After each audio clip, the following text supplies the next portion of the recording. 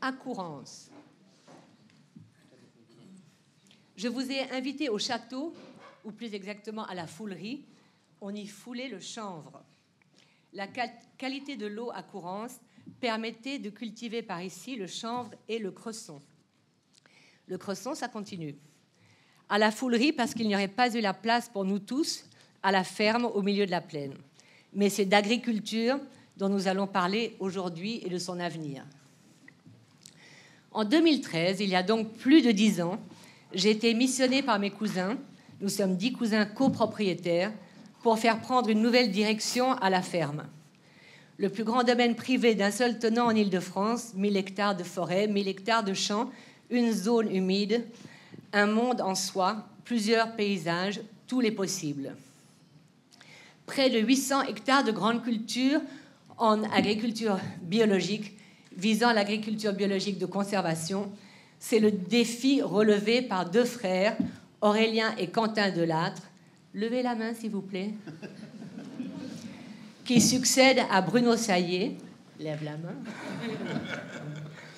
Bruno ne pouvait imaginer que son pot d'adieu tomberait en pleine crise du monde agricole, en un moment aussi historique.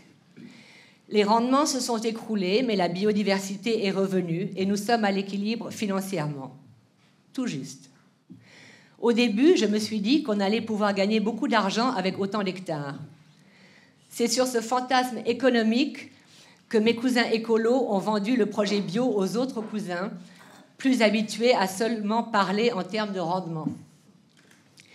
Parce que nous sommes à côté du château, je dois préciser que ma famille n'a que très peu investi dans cette conversion et nous devons fonctionner par nos propres moyens. J'ai été aidée pour l'agroforesterie, le plus grand chantier à l'époque d'agroforesterie au nord de la Loire, par le PNR, levez la main, et les fonds FEDER. Je remercie aussi l'Agence de l'eau, Monsieur Révillon, c'était pas avec lui, mais c'était quand même l'Agence de l'eau. L'Agence de l'eau Seine-Normandie qui nous a permis un suivi scientifique les premières années. Et j'aimerais maintenant relancer ce suivi scientifique avec le concours de l'INRAE. D'avance, merci Marianne. Mais si je vous ai réunis aujourd'hui à Courrens, c'est parce que je m'interroge. À quoi bon tous ces efforts, toutes ces expériences et prises de risques, s'il n'y a pas de volonté politique pour soutenir cette agriculture de qualité, l'agroécologie qui nourrit sans dévaster. Et aujourd'hui, c'est clairement une autre volonté politique qui nous gouverne. Sommes-nous voués à demeurer une exception? Les paysans sont-ils une autre espèce en voie de disparition? Et les nouveaux paysans, tout seuls dans leur micro-ferme, aussi isolés que moi dans ce vaste domaine, n'y pourront rien changer?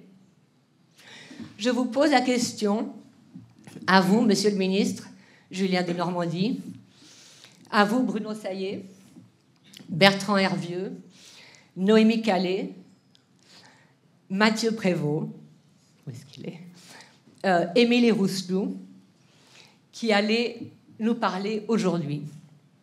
En 2022, avec Agnès Souriceau, Marianne Serre et Nicolas Boivin de l'UNREP, Nicolas,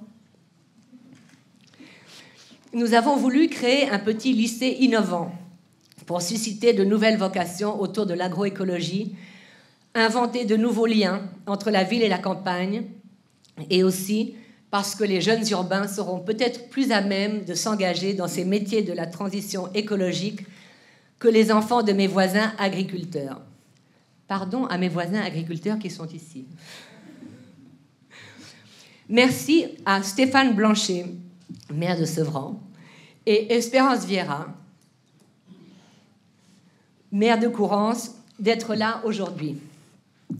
En 2024, avec Émilie Rousselou et quelques autres complices, nous avons posé les bases d'un réseau européen de fermes agroécologiques en bio pour favoriser le partage des connaissances et des expériences. Premier but, un programme Erasmus pour financer les agriculteurs qui veulent bien transmettre leurs expériences et ceux qui désirent voyager pour apprendre. Deuxième but, représenter une alternative à Bruxelles en 2027 lors du vote de la prochaine PAC, en toute modestie. Mais les bios sont beaucoup trop modestes et le sont depuis trop longtemps. Je veux maintenant laisser la parole à nos invités qui vont, j'espère, nous aider à nous représenter l'avenir. Je remercie Stéphane Bellon, fondateur du réseau Agroécologie Europe et référence incontestée sur le sujet de l'agroécologie, d'avoir bien voulu orchestrer les débats qui vont suivre.